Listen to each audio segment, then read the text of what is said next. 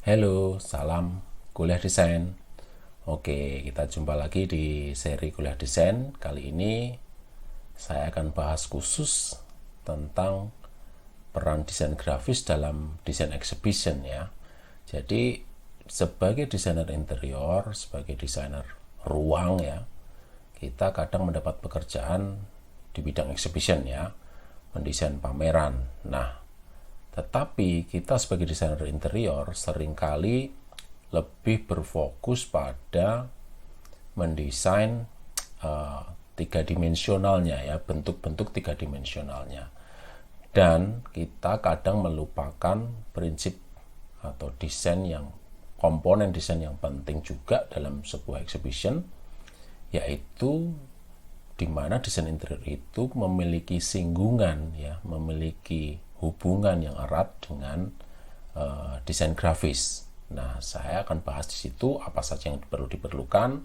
Kalau teman-teman suka atau tertarik di bidang desain exhibition, pastinya akan berhubungan erat dengan desain grafis. Memang kita tidak harus mendesain sendiri, nantinya kita bisa bekerja sama dengan desainer grafis, tetapi alangkah baiknya pengetahuan ini menjadi bekal untuk bekerja sama dengan desainer grafis, atau mungkin juga bisa dikerjakan sendiri proyek grafisnya sebagai desain proposal kita ya. Kita akan mulai kuliah kita kali ini dengan tema peran desain grafis pada desain eksibisi ya. Kita bisa lihat contoh di sini, sebuah pameran yang sebenarnya bentuknya sangat simpel, hanya kotak-kotak saja, tetapi ketika diberi unsur grafis yang baik ya, huruf yang baik, warna yang baik, gambar yang baik, komposisi yang baik, ini seperti menciptakan bentuk baru gitu kan. Kita seperti sudah berkreasi dengan bentuk yang aneh-aneh, tapi sebenarnya bentuknya tidak aneh, bentuknya kotak saja tetapi dengan tambahan desain grafis. Nah, ini yang akan kita coba bahas sebagai perancangan kita sebagai desainer exhibition, tentang perlunya desain grafis di desain exhibition ya. Kita akan mulai bahas dulu. Yang pertama tentang prinsip komunikasinya dulu ya. Jadi desain grafis itu jangan dianggap sebagai tempelan saja ya. Sebagai tempelan kita sudah membentuk tiga dimensionalnya dari bahan multiplex, dari bahan yang dicat, dikasih lampu dan sebagainya. Kadang-kadang desain grafis masih kita anggap sebagai tempelan saja yang tidak terlalu signifikan. Padahal desain grafis dalam suatu brand untuk exhibition itu memiliki peran yang sangat penting sekali. Nah, seperti itu ya. Coba kita akan bahas ini. Prinsipnya apa? Jadi setiap stand pameran itu sebenarnya memiliki narasi ya. Perlu memiliki narasi ya. Perlu memiliki alur yang baik dan dapat dipahami oleh semua orang. Nah, kehadiran desain grafis ini akan membantu menceritakan apa yang mau disampaikan sebuah brand ini kepada konsumen yang mengunjungi pameran ya. Narasinya seperti apa, ceritanya seperti apa ya, alurnya lewat mana saja, sound sistemnya seperti apa. Nah, di sini peran desain grafis, karena dengan bentuk saja, bentuk seperti rumah atau seperti arsitektural saja, ini ada sesuatu yang kurang yang perlu kita bantu supaya narasi ini lebih sampai kepada konsumen. Maka grafis kan sekarang menjadi program studi yang dulunya desain grafis itu sekarang desain komunikasi visual ya. Jadi berkomunikasi melalui media visual ya. Nah, kita akan bahas lebih lanjut. Nah, yang berikutnya adalah tentang ukuran ya. Ukuran itu bukan segalanya ya. Ukuran bukan segalanya. Yang terpenting justru tingkat keterbacaan ya, jangan sampai diabaikan dan pastikan memiliki dampak ya. Kadang kita mendesain sebuah tempat dengan gambar iklan yang sangat besar ya, kita lihatlah baliho-baliho di jalan yang sangat besar, apakah iya dia berdampak, apakah dia memiliki tingkat keterbacaan yang baik. Jangan-jangan ada iklan yang lebih kecil tapi memiliki tingkat keterbacaan yang baik. Begitu pula grafis di dalam sebuah exhibition ya. Grafis dalam sebuah exhibition seringkali kita terlalu jor-joran ya, memasang logo terlalu besar, memasang judul atau tagline terlalu besar ya. Di pameran yang kita lihat ini, di contoh gambar ini, Saya rasa hurufnya pas ya, tidak terlalu besar, tetapi jelas dengan background hitam, warna yang putih itu memberikan kejelasan yang jelas ya. Tingkat keterbacaan yang baik. Dampaknya jelas, orang mudah membaca, orang mudah mengenali brand kita melalui ukuran yang cukup ya, penempatannya baik. Nah, kira-kira seperti itu ya. Jadi ukuran bukan segalanya. Oke, besar tentu saja mudah terlihat ya, tetapi sebenarnya ukuran tidak segalanya. Logonya tidak harus dipasang di tower paling tinggi dengan sangat besar, tidak harus seperti itu. Bisa agak ke bawah, kecil, tetapi pastikan dia mudah dikenali dan berdampak ya, mudah dibaca. Saya rasa itu ya. Jadi teman-teman jangan terjebak untuk terlalu membesar-besarkan logo atau brand suatu grafis yang menempel pada karya exhibition kita ya. Yang berikutnya ya, tentang positioning ya. Penempatan itu menjadi sangat penting ya. Pastikan dia memiliki penempatan suatu tulisan, suatu grafis pada exhibition itu pastikan dihubungkan dengan manusia ya. Karena yang akan melihat kan manusia. Jadi tinggi manusia Indonesia itu rata-rata berapa? Kalau pameran di luar negeri berarti tinggi rata-rata orang bule itu berapa? Kira-kira kita harus membayangkan sebagai desainer posisi penempatan huruf grafis itu enak nggak dilihat dari pandangan mata sekian ya? Enak dari jarak berapa kita memasang huruf itu, ukurannya berapa ya? Kadang kita memasang huruf terlalu besar karena kita masih mendesainnya di komputer ya, yang memang memiliki jarak dengan mata kita hanya setengah meter misalnya.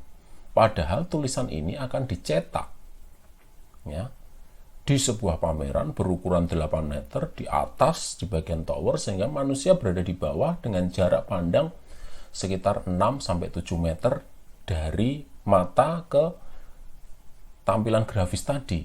Ya, itu yang kita butuh eksperimen, butuh jam terbang untuk mengetahui berapa sebenarnya cocoknya ukuran huruf yang ditempel di sana gitu loh.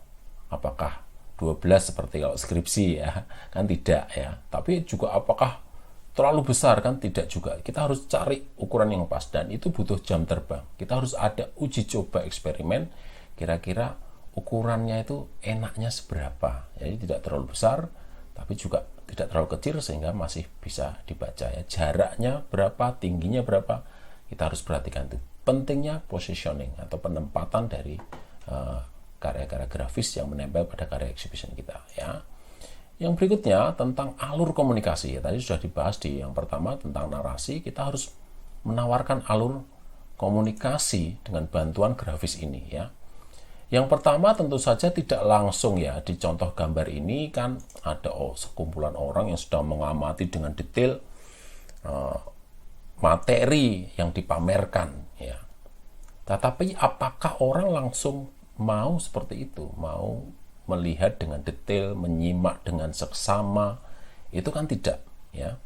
Jadi langkah pertama kita harus membuat yang atraktif dulu, yang memikat perhatian pengunjung ya.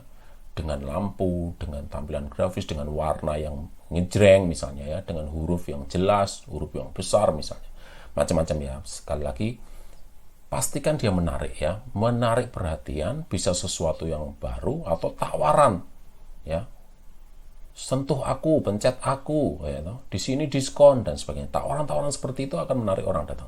Nah, setelah orang datang, kalau memang dia tertarik dan ternyata yang sesuai yang dia harapkan, maka dia akan membaca, memperhatikan, menyimak ya apa yang dipamerkan di situ.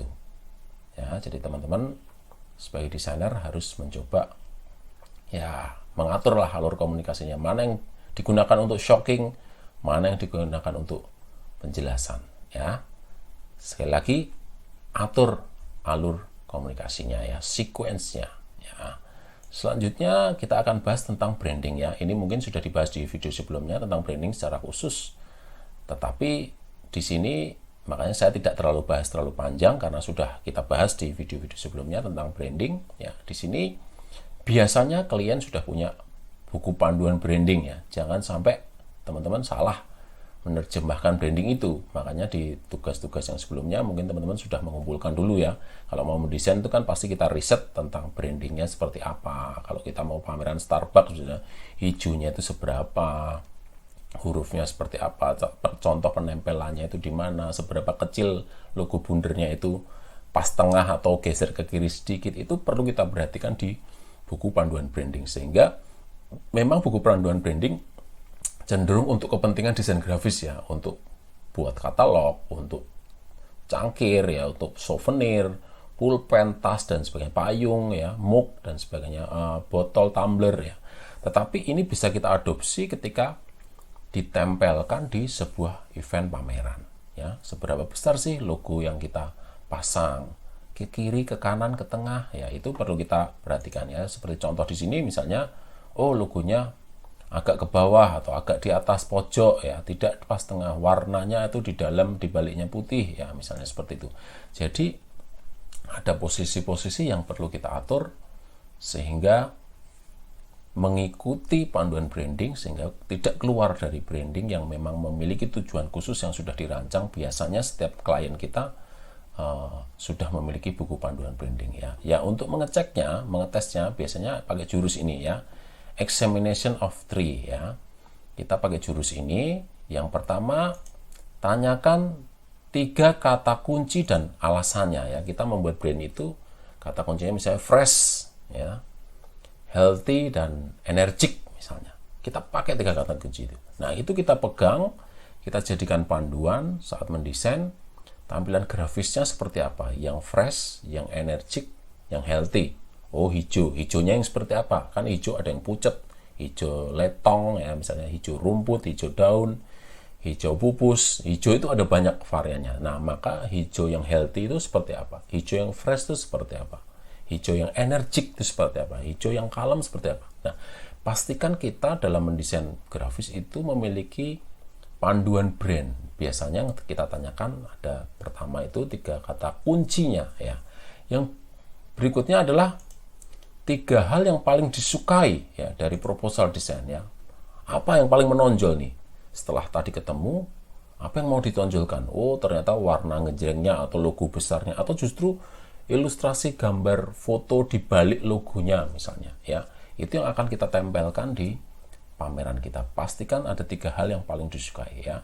Yang berikutnya, yang nomor 3 adalah cari 3 hal yang perlu diperbaiki. Oh, tadi kalau kayak gini kurang healthy. Oh, tadi kalau kayak gini kurang fresh. Oh, tadi kalau kayak gini kurang energik misalnya. Oh, bisa diperbaiki, diedit seperti apa ya.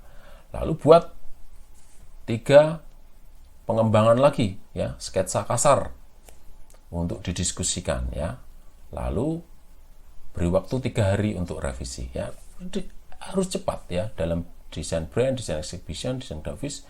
Biasanya proyeknya itu berjalan cepat. Jadi 3 hari untuk perbaikan itu sangat wajar ya. Tidak seminggu, tidak 1 bulan selak pamerannya berakhir ya. Jadi kita deadline itu keburu pameran berakhir. Jadi kita perlu membuat batasan-batasan waktu yang jelas seperti itu ya. Jadi pastikan punya buku panduan branding, lalu kita terjemahkan ke desain kita yang mau ditempelkan di karya exhibition kita. Jadi nanti teman-teman saat mendesain grafisnya juga perlu memikirkan saat ditempelkan itu seperti apa ya. Yang berikutnya tentang foto ya. Foto ini akan menjadi poin yang sangat penting ya, karena ini akan dicetak besar biasanya ya. Foto-foto yang kita tempelkan di exhibition itu akan dicetak sangat besar ya, sangat detail. Orang akan memegang, meraba foto itu bahkan ya. Kadang misalnya foto di botol ini ya, foto botol besar ini. Kalau kualitas fotonya pecah-pecah, pixelnya jelek ya, pasti nanti hasil desain di komputermu bagus itu kenyataannya nggak sampai gitu loh ya. Di prakteknya itu tidak berhasil. Jadi pastikan kualitas pixelnya sangat bagus ya. Yang kedua, pastikan kualitas fotonya itu memiliki konten yang sesuai dengan narasinya tadi ya. Misalnya memang fresh, healthy, maka botolnya itu harus ada semacam embun-embunnya habis keluar dari kulkas segar, itu kan harus seperti itu. Tapi kalau temanya lain lagi, elegan, harus ngedoff, jangan glossy misalnya. Jadi tergantung dari branding yang ingin kita capai, maka fotonya kita pilih foto terbaik. Kalau perlu, ya sebaiknya lebih baik lagi memang bayar fotografer profesional untuk nantinya saat diproduksi. Oke, saat mendesain kita bisa pakai foto gambaran kasar dulu ya, tetapi kalau sudah detail mau produksi, kita harus pastikan kualitas foto yang baik, konten foto itu memang terbaik, kualitas pikselnya baik, karena akan dicetak besar, akan dipegang sama orang. Kalau jelek, menurunkan nilai atau value dari brand kita yang kita desain ya, yang kita dipercaya untuk mendesain brand itu ya. Yang berikutnya tentang logo ya. Ini saya ambil contoh dari kasus yang paling heboh saat ini ya, saat video ini dibuat, yaitu tentang logo Xiaomi yang cuma beda dikit ya. Kalau orang nggak lihat prosesnya kan, ini cuma dari kotak dilengkungin sedikit seperti itu. Tetapi ini desainernya logo ini punya pertimbangan yang matang, punya ukuran-ukuran matematis untuk mengukur lengkungnya seberapa ya. Nah, ketika kita mendapat pesanan untuk mendesain exhibition booth untuk Xiaomi misalnya, lengkungannya itu kita tidak boleh ngawur gitu ya, tidak boleh sembarangan. Kita harus benar-benar menerapkan buku panduan teorinya dari yang sudah dikeluarkan oleh brand ini ya. Kita harus trace, harus di trace ya, trace itu bahasa Indonesianya apa sih, dicontoh benar-benar semirip-miripnya ya. Jangan sampai kita pasang logo itu lengkungnya itu salah gitu, berarti tidak sesuai dengan konsep yang ingin dicapai oleh Xiaomi ya. Jadi kita harus memilih itu dengan baik ya. Logo itu branding, tapi tidak selalu. Jadi perulangan logo tidak harus selalu kita lakukan, diulang di mana-mana, tidak. Jadi kita harus ikuti buku panduan itu. Logo Xiaomi ini, kalau mungkin teman-teman bisa nanti cek di YouTube, cari buku panduannya pemasangan logo Xiaomi ini ya, agak geser ke kanan sedikit, tidak pas tengah, itu perlu kita perhatikan ya. Jadi tidak banyak, besarnya tidak terlalu besar, hanya pas kecil sambil di belakangnya ada foto dan sebagainya. Itu perlu kita gunakan dengan cermat. Pastikan teman-teman kalau bisa nemu panduan logo standarnya akan sangat lebih baik ya. Seperti itu ya. Yang berikutnya kita akan bahas tentang copywriting. Copywriting itu tagline lah ya, cara gampangnya tulisan yang mendukung dari logo atau foto dan sebagainya ya. Seperti di contoh ini pameran exhibitionnya Samsung, temanya ada tagline-nya Welcome to Samsung City ya. Jadi tidak sekedar logo Samsung, tulisan Samsung saja, tetapi dalam sebuah pameran kadang kita pasang tagline-nya. Misalnya logo Pegadaian, terus ada tagline-nya mengatasi masalah tanpa masalah, misalnya seperti itu. Jadi kita pasang tagline yang benar-benar biasanya di buku panduan branding itu sudah ada. Kita pilih yang tepat untuk mempromosikan brand yang kita dipercayakan kepada kita untuk didesain ya. Pastikan pilih yang mudah diingat ya, pesannya sampai ya, itu yang akan kita gunakan ya.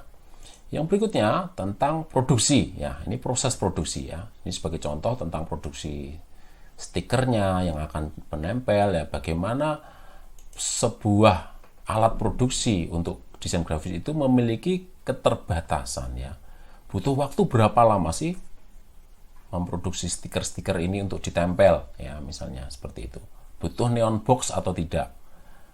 Ukuran idealnya kalau untuk neon box itu berapa? Lampunya harus berapa? Ya seperti itu ya. Kalau stiker, printernya itu selebar apa? Jadi teknik menyambungnya di mana? Cara masangnya seperti apa? Nah, ini perlu juga menjadi perhatian kita sebagai desainer exhibition. Jangan sampai kita memasang suatu stiker, logo, foto, tetapi kita tidak mengukur besar printer, nanti lebih 10 cm dari printernya, itu kan biayanya nambah sekian ya. Lebar printer misalnya cuma 1 meter, tapi desainmu 110, itu rugi besar. Padahal kalau kita turunkan menjadi 100, desainnya tidak terlalu banyak berubah. Harga produksinya bisa kita tekan ya. Jadi dengan mengetahui cara memproduksi suatu karya desain kita bisa menghemat ya puluhan juta kalau dalam setiap event misalnya seperti itu. Jadi pastikan mengatur waktunya, pastikan limitasi teknologinya itu kita kuasai sehingga kita bisa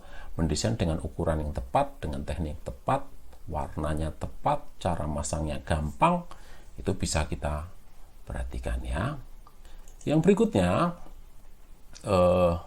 tentang copyright ya. Tadi kan copywriting atau tulisan ya, writing ya. Sekarang copyright tentang hak cipta ya. Pastikan gunakan gambar, foto, logo, font yang resmi jika itu tender profesional ya. Jangan sampai kayak kasus Greenfield yang ini ya, teman-teman mungkin sudah pernah dengar ya. Ini ternyata tulisan milk-nya ini yang di tengah itu ya, milk yang di sini ya, itu menggunakan font Om Telolet Om ya, made in Indonesia itu, yang ternyata harusnya tidak gratis ya. Gratis itu untuk kepentingan tidak komersial. Misalnya teman-teman untuk garap tugas mahasiswa di kampus ya nggak apa-apa, silahkan download font ini Om Telolet Om ini ya. Tetapi ini digunakan untuk produk komersial ya. Padahal biro yang mengerjakan desain ini di Singapura ya. Tetapi menggunakan huruf yang bajakan istilahnya ya, huruf gratisan yang harusnya digunakan untuk kepentingan personal.